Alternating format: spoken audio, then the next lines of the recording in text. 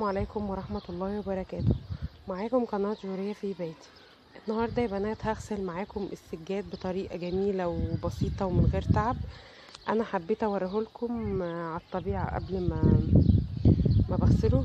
ديت كانت بنتي بتعجن قرص زي ما كنت انا بعجن. ف... فشايفين دي نتيجة اللي وقع منها. شايفين ناشف ازاي اهو، ناشف جدا اهو.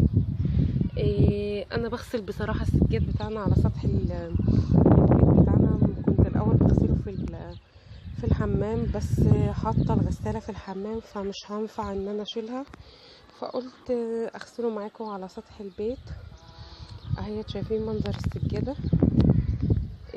يا رب يكون المنظر واضح. انا هوريكم انا بغسلها ازاي، والطريقه سهله جدا وبسيطه. هوريكم المكونات اللي بستخدمها وهوريكم ازاي انا بستعمل. ديت يا بنات الخلطة بتاعتنا اللي هنبدأ بيها غسيل السجاد. ده اي مسحوق انت بتستخدميه للغسيل، وهتحطي عليهم ربع كوباية بيكربونات الصوديوم او كربوناتو، وهستخدم معاكم كلوروكس. انا هجيب جردل زي ده وهبدأ احط فيه المسحوق وعليه البيكربونات الصوديوم، وهحط عليهم الكلوروكس.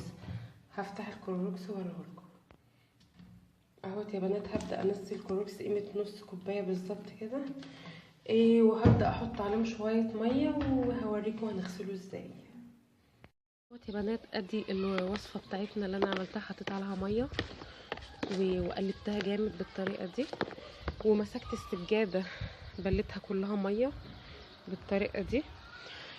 وجبت فرشه زي ديت وبتاعت السجاده اهي اهي.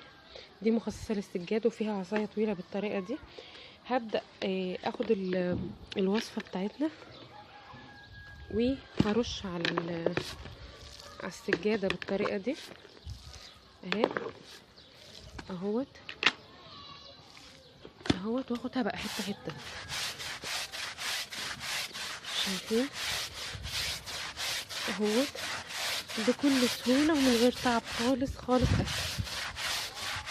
وبتنضف بسهوله جدا يا بنات. يعني بصوا بتبقى تحفه بالوصفه دي. انا همسكها ادعكها كلها بالطريقه ديت وهرجع لكم ان شاء الله. اهوت يا بنات انا دعكتها كلها بالمنظر ده. ادي مطرح العجين. شوفي بقى عامل ازاي اهو. انا تنيتني ادعكتها بالطريقه دي سهله جدا. شوفي اهو بصوا تنيتني ادعكتها بالطريقه دي كلها اهو. خلصتها كلها بالمنظر ده. هبدا انا اهوت يا بنات هبدا اشطفها. بصوا بشطفها كده بالطريقه دي اهو اهو. شايفين نضفت ازاي اهو اهو اهي. شايفين نضفت ازاي؟ انا هشطفها بالطريقه دي كلها وهوريها لكم بعد ان شاء الله ما تنشف ان شاء الله. يا بنات انا بسحبها بالسجاده بالمسحه بالطريقه دي. شايفين بعد ما نضفت اهي؟ شايفين نضفت ازاي؟ وادي مكان العجين شايفين نضف ازاي؟ انا دلوقتي هبرمها واصفيها وبعد كده هنشرها، وان شاء الله لما تنشف هبقى اوريها لكم. وادي يا بنات السجاده بعد ما نشفت انا اهوت فرشاها في الاوضه. بصراحه اول مره ما اتعبش في غسيل السجاد كده من ساعه ما بقيت اغسله على السطح يعني. إيه وكمان نضف معايا جدا كمان وما بهدلنيش. مش زي ما بغسله هنا. كنت الاول بغسله في قلب الحمام هنا، بصراحه كان متعب بالنسبه لي كنت بتعب جدا وانا بغسله.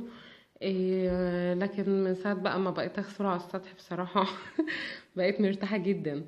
ف ودايما يا بنات حاولوا ان انتوا دايما تحافظوا على الحاجة بتاعتكم ولو عندك اطفال نبهيهم دايما ان لا ما توسخش، لا ما ترميش، لا ما تعملش، بحيث برضك ان هم يتعودوا ان هم برضك يساعدوكي في ان هم يحافظوا على الحاجة.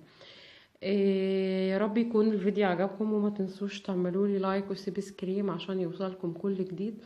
والسلام عليكم ورحمة الله وبركاته.